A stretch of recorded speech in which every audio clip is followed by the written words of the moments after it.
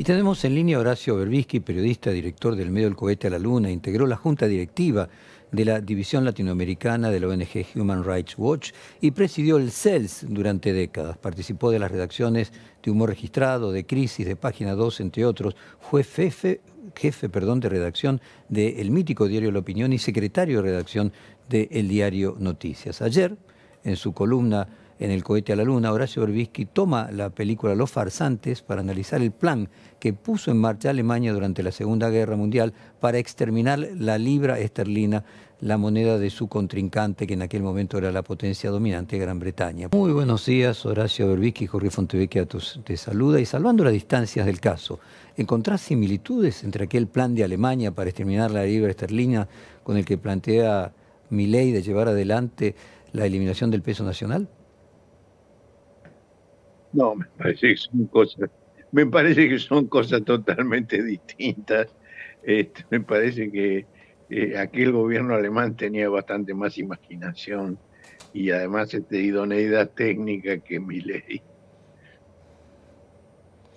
Ayer fue 24 de marzo, obviamente me interesa muy especialmente tu balance de lo que pasó ayer. Contanos un poco tu visión. Bueno, me parece que fue la movilización más grande en el aniversario del golpe, son 48 años del golpe, pero coincide además con los primeros 100 días de gobierno de Milei. Y me parece que esa coincidencia de fechas explica la masividad de la movilización, que realmente, no vamos a hablar de cifras porque todo eso es muy controvertido, pero está claro que es la más grande que ha habido hasta ahora, además con una diversidad de participantes también inédita. Es la primera vez que abiertamente todas las centrales sindicales participan junto con los organismos defensores de derechos humanos. Yo publiqué ayer en El Cohete la foto del anuncio de lo que ocurriría ayer, que se hizo unos días antes en el emblemático Salón Felipe Vallese de la CGT, donde Héctor Daer e incluso Andrés Rodríguez compartieron la mesa con Adolfo Pérez Esquivel, Tati Almeida y Estela Carlotto. Y no sé si viste la solicitada de la CGT, que está encabezada con un titular que es una frase de Rodolfo Walsh, que dice: nunca más la miseria planificada. Esa frase está tomada de la carta de Walsh a la Junta Militar del 24 de marzo del 77, donde dice que el peor crimen de la dictadura no es la represión, sino la miseria planificada de millones. Bueno, esto lo reivindica la CGT, esta es una novedad absoluta. Esto no había pasado nunca en el país y de alguna manera te señala lo que se viene, ¿no? Digo, hay una resistencia a las medidas del gobierno que abarca sectores que nunca habían estado tan próximos como están ahora. Esa es mi lectura básica de lo de ayer. ¿Estuviste ayer en la plaza? Estuve en la plaza, sí, estuve a la mañana temprano, estuve en la ESMA, desde donde salió una de las columnas más grandes, la de la Cámpora. No pude participar en la marcha con ellos porque tuve que irme a la radio. Estuve de las 7 de la mañana hasta las 8:30 allí. Después me fui a la radio, hice el programa en la radio y a las 12 me sumé a la movilización y estuve toda la tarde allí. Ayer justamente se viralizó, Horacio, un video donde Guillermo Moreno y Andrés Larroque estaban juntos. ¿Considerás que el campo popular está comenzando a recomponerse? Moreno y Larroque. Repetime el primer nombre. Guillermo Moreno, con Andrés Larroque juntos, lo que parecería el agua y el aceite. Y entonces decía si esa imagen puede significar de alguna manera un símbolo de que el campo popular empieza a recomponerse. A mí no me parece que Guillermo Moreno forme parte del campo popular, realmente. No, no es mi opinión, creo que es uno de los grandes responsables del alto precio que pagó el kirchnerismo, y yo lo advertí en su momento, que la práctica de Moreno deslegitima la palabra pública, y digo, es el pionero de la posverdad. Y yo lo advertí en el momento que estaba ocurriendo, cosa que él no deja de señalar permanentemente, así como señalé que recibía a los empresarios con un arma sobre el escritorio y que las patotas armadas controlaban las pantallas de los monitores del INDEC, para truchar las cifras de la inflación.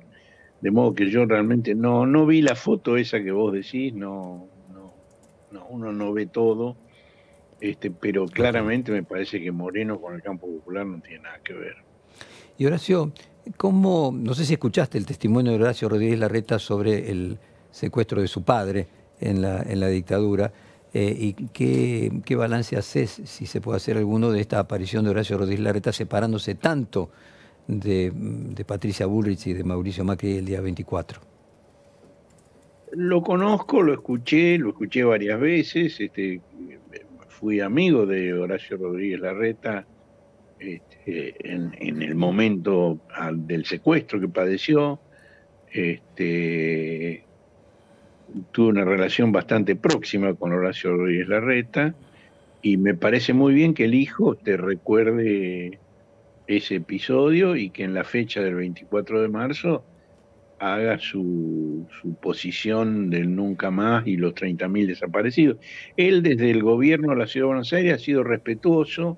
Por ejemplo, ahí evidentemente ese gobierno ha tenido un negociado con las baldosas, se han dedicado a romper las veredas para cambiar las baldosas, y te cambiaban las baldosas de la cuadra y a los 6 meses las rompían de nuevo, pero las placas que había de homenaje a los detenidos desaparecidos, en el cambio de baldosa las rompían, pero las reemplazaban por otras de mármol muy, muy bien hechas, con la misma información sobre el detenido desaparecido.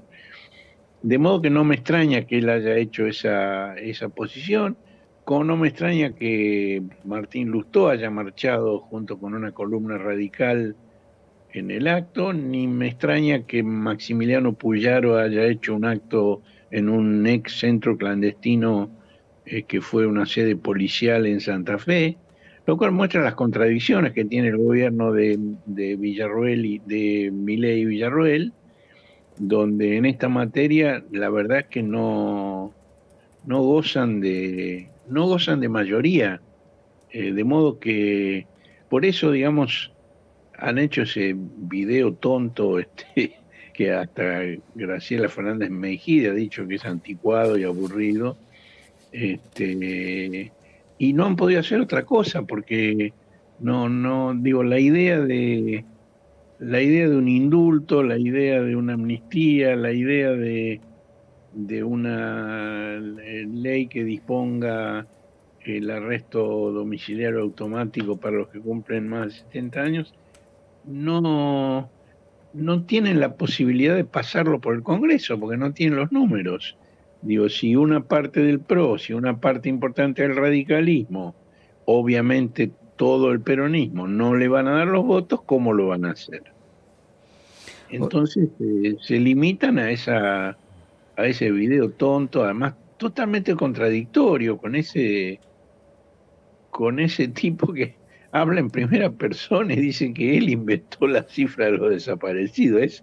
Es cómico realmente, más no dice con quién estaba, cómo fue, no, simplemente dice yo inventé la cifra. Es un disparate, y además la contradicción entre el discurso, en ese mismo video, de este hombre que dice que el tema de los 30.000 desaparecidos fue un negocio, y Joffre que dice que se hizo para cobrar dinero, y terminan diciendo que hace falta una reparación equivalente para los militares. Es decir, ¿qué quieren? ¿Un negocio también? Digo, es de una inconsistencia llamativa. Horacio, Así, imagino que igualmente viste el reportaje a la vicepresidenta que se hizo en TN el día jueves y las el de tensiones que hay. Jonathan Goldfarb. Contame tu impresión sobre la vicepresidenta. Bueno, me parece una persona inteligente, me parece una persona sutil, nada que ver con la tosquedad de los Bullrich y los Petri, este, ni con el tiro al voleo del propio Milei. Me parece una persona inteligente, por eso hace ya muchos años que cuando la Corte Suprema convalidó la nulidad de las leyes de punto final, obediencia debida y luego los indultos, que fue a raíz de una presentación que hicimos desde el CELS, a partir de ese momento Victoria Villarroel dejó de reclamar la libertad de los detenidos por los crímenes de lesa humanidad y puso el acento en reclamar castigo para los guerrilleros, lo cual es una muestra de inteligencia de su parte porque ve que se cierra un camino y trata de abrir otro. Ahora, ella representa mucho mejor que Milei y mucho mejor que Bullrich y mucho mejor que Petri el ánimo predominante en las Fuerzas Armadas que no quieren verse involucradas en tareas policiales nuevamente. Y en esa entrevista que le hizo Jonathan Goldfarb, ella lo dice con todas las letras. Dice que no y asocia, digamos, esto con la situación de quienes están hoy condenados por los crímenes cometidos durante la dictadura. Me pareció muy inteligente de su parte. Y además, bueno, es ingeniosa y lo ninguneó a Milei de una manera tremenda. Este hombre que gracias al Photoshop intenta parecerse a Apolo, lo llamó Jamoncito. Apodo que no se va a sacar nunca más de encima, ¿no? Me causó mucha gracia. Horacio, acá quieren preguntarte Alejandro Gomel y Claudio Mardones que me acompañan en la mesa. ¿Puede ser? Sí, claro. ¿Qué tal, Horacio? Muy buenos días. Justamente quería preguntarle esto, esta relación de Villarroel y Milei, ¿la ve como un posible enfrentamiento que puede ir creciendo con el tiempo o simplemente se complementan y pueden actuar bien así a lo largo del mandato? Sí. ¿Cuál de las dos? Las dos. Le pido que se explaye, ¿puede ser?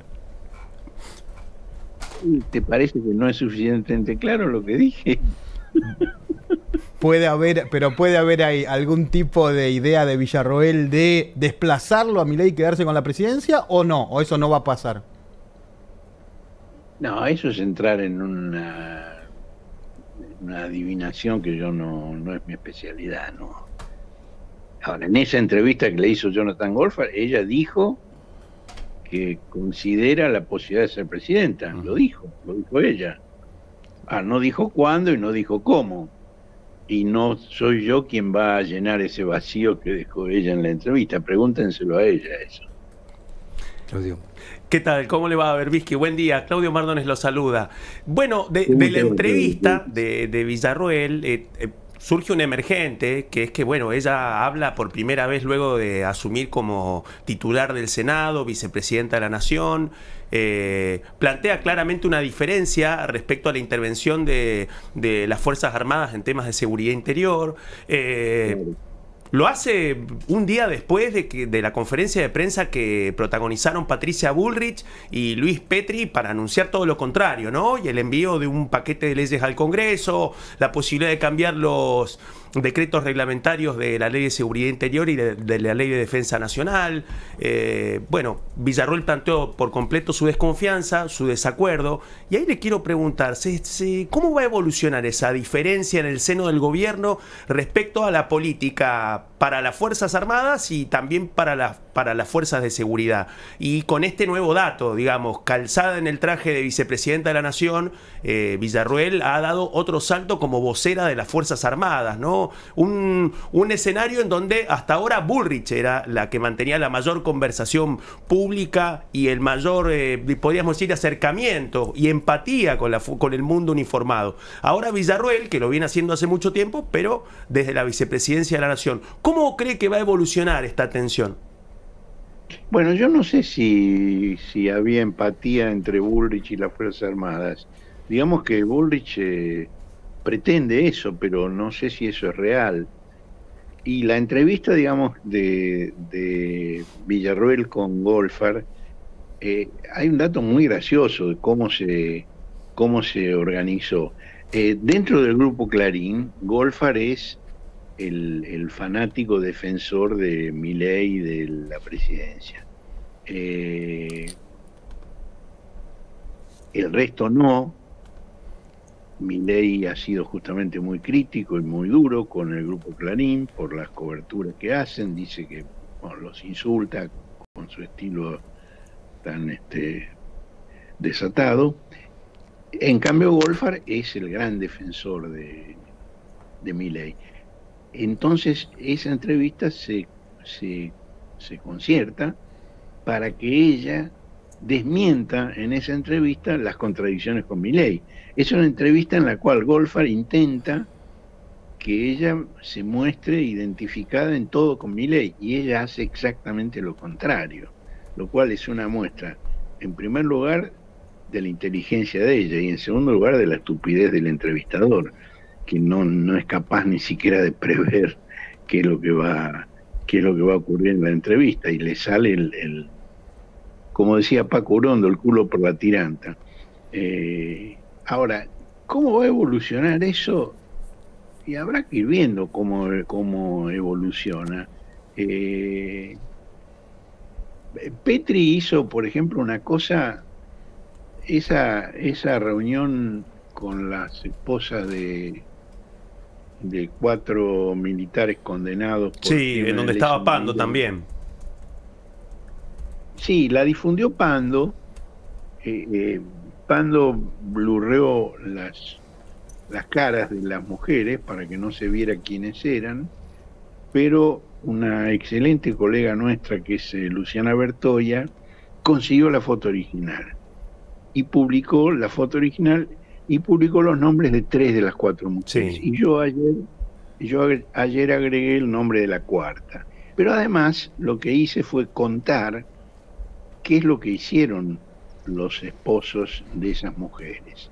Es decir, una es la esposa de Ernesto Guillermo Barreiro, el Nabo, jefe de torturadores del campo de concentración La Perla, y que fue quien desató el alzamiento de la Semana Santa de 1987 al negarse a presentarse ante una citación judicial. Otra es la esposa de el Chancaca, que es el apodo que tenía, Martínez Segón, condenado por la masacre de Margarita Belén. Hay un testimonio de un ex diputado radical que estaba detenido junto con los presos políticos, mejor dicho, era él uno de los presos políticos, pero no militante de una organización armada, que cuenta cómo los torturaron, los atontaron a golpes antes de cargarlos en el camión con el cual los llevaron hasta Margarita Belén y los asesinaron. Un miembro de la CONADEP, que se llamaba Edwin Tissenbaum, grabó un testimonio de un parapolicial, Ruiz Villasuso, que había sido herido por un policía que quiso matarlo para que no testimoniara justamente. Y Tissenbaum fue a la terapia intensiva con un médico y con un abogado que certificaron la lucidez del testigo, y Tissenbaum le grabó la declaración, y ahí Ruiz Villasuso señaló directamente a Martínez Segón como uno de los asesinos. Otra de las mujeres es la esposa de otro de los condenados por Margarita Belén, que se llama Athos Rennes. Ahora, la hija de Athos Rennes, que está en la foto con Petri, es la esposa del viceministro de Defensa de Petri, del general Claudio Pasqualini. El secretario de Asuntos Militares. Y está dentro del grupo de Pando reivindicando la dictadura. Y la cuarta es la esposa de Carlos Esteban Plá. Carlos Esteban Plá fue un amigo mío de la adolescencia, éramos compañeros, íbamos a bailar, a jugar al básquet, jugamos al rugby juntos. Me cuesta, identificar esa imagen que yo tengo de Carlitos Plá con la descripción que hace el chofer de la policía. Carlos Plá era subjefe de policía de San Luis durante la dictadura, y el chofer que él tenía declara en la causa judicial que secuestraron a la estudiante Graciela Fiocchetti, y dice, estaba atada con las manos atrás, con la venda en los ojos, le metían la cabeza en un tacho de agua, la bajaron del cabello a las trompadas y a las patadas, entre sollozos decía que no sabía nada de la orga, estaba desnuda con las manos atadas en la espalda, había sido violada, no por un hombre, sino que le habían introducido una manguera o una goma, estaba llena de sangre. Y días después va en su auto, lo llevan a un lugar, y en otro vehículo la bajan a esta chica, Graciela Fiocchetti, y a otro muchacho. Lo escuchamos muy bajito, Horacio, perdón. Llevan a Graciela Fiocchetti y a otro muchacho en otro coche a un descampado, y el capitán Plá les grita, ¿van a hablar o no van a hablar? Esto no va más. Y le pega un tiro a Graciela Fiocchetti en la nuca. Luego se exhumaron restos que habían sido enterrados como NN, y se confirmó que era efectivamente Graciela Fiocchetti. Yo cuento esto porque, digamos, el argumento en el cual de alguna manera coinciden todos, Milei, Villarroel, Petri, Bullrich, es que hubo una guerra. Bueno, esta fue la guerra. Esto es lo que hicieron. Porque si no, se habla en abstracto. Y esto no es abstracto, esto es muy concreto. Y yo quiero leerles un párrafo del fallo de la Cámara Federal de 1985 en el juicio a los excomandantes, que fue un juicio realizado por lo que Ricardo Gilavedra llama, hablando de sí mismo, hombres grises. No eran militantes, habían sido funcionarios de la dictadura y juzgaron con el Código Penal. Y dice el fallo, se han estudiado las conductas incriminadas a la luz de las justificantes del Código Penal, de la antijuricidad material y del exceso. Se ha recorrido el camino de la guerra civil, la guerra internacional, la guerra revolucionaria subversiva. Se han estudiado las disposiciones del derecho positivo nacional, analizado las reglas escritas del derecho de gentes, consultado la opinión de los autores de derecho constitucional, de derecho internacional público, de los teóricos de la guerra convencional y de los ensayistas de la revolucionaria. Se han mentado los usos de la guerra impuestos por la costumbre de los pueblos civilizados. Se ha aludido a las normas de la ética, se han atendido las enseñanzas de la Iglesia Católica. No se ha encontrado que conserve vigencia ni una sola regla que justifique, o aunque más no sea, exculpe a los autores de hechos como los que son materia de este juicio. Ni el homicidio, ni la tortura, ni el robo, ni el daño indiscriminado, ni la privación ilegal de libertad encuentran en esas leyes escritas o consuetudinarias o en estos autores una nota de justificación o de inculpabilidad. Los hechos que se han juzgado son antijurídicos para el derecho interno argentino, son contrarios al derecho de gentes, no encuentra justificación en las normas de la cultura, no son un medio justo para un fin justo, contravienen principios éticos y religiosos. Eso es el juicio de los hombres grises de la justicia argentina que aplicaron la legislación argentina sobre lo que del otro lado llaman la guerra. Horacio, mira, nosotros en la apertura de hoy dijimos que el 63% de los desaparecidos fueron secuestrados en su casa, el 62% durante la noche mientras se encontraba durmiendo en su domicilio, y nos preguntábamos qué tipo de guerra es esa donde la mayoría de las víctimas de un bando caen durmiendo en su casa y de noche. Así que no podemos más que coincidir con lo que vos decís.